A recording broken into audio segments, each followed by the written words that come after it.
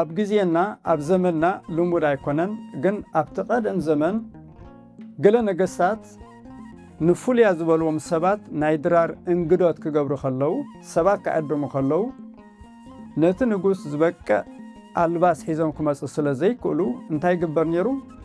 እቲ ንጉስ ነቶም ዕዱማት እኹል ትሩፍ ዝኾነ ልብሲ የዳሉ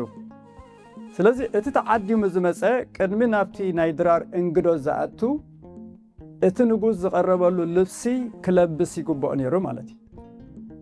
ስለዚ ናብዚ ናይ ድራር እንግዶት ምእታው ነዚ ልብሲ እዚ ክትለብስ ፈቃደኛ ምዃን ንዑ ለቢስካ ምእታውን ካባኻ ይትለ ማለት እዩ ምስኣትኻ እውን ነቲ ልብሲ ኣንገርጊርካ ዲኻ ጠንቃላዕላ ኢልካ ከተበላሽ ወይ ፍቀደልካኒ ማለት እዩ ምክንያቱ ምስ ንጉስ ኢኻ ክትራኸብ ድራር ንጉስ ኢኻ ክትበለ ማለት እዩ እቲ ተዓዲሙ ዝመፅእ ባድላ ይግበር ረሳሕ ክዳን ይግበር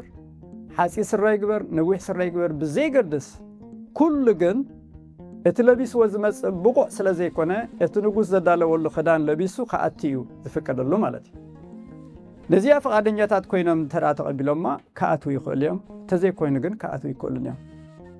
እግዚአብሔር ድማ እቲ ናህና ግብሪ ፅድቂ እኹል ኮይኑ ስለ ዘይረኸቦ በቲ ናህና ግብሪ ፅድቂ መንግስቲ ኣምላኽ ክንኣቱ ናብቲ ድራር ገንሸል ክንኣቱ ስለ ዘይንኽእል ልክዕ ከምዚ ዝንጉስ ዝገበሮ እግዚአብሔር ልብሲ ምድሓን ልብሲ ቅድስና ልብሲ ፅድቂ ኣዳሊልና ነዚ ልብሲ እዚ ለቢስኩም ትራእኹም ድማ ክትኣትው ትኽእሉ ኢኹም ዝለና ዘሎ ኣብ ራእይ ዮሃንስ ብዙሕ ህዝቢ ብዙሕ ዝቋንቁ ብዙሕ ዝዓልየቱ ኣብ ቅድሚ እግዚአብሔር ክዝምር ቅዱስ ዮሃንስ ራእይ እዩ እዚኦም እንታወት እዮም ምስ በለ እዚኦም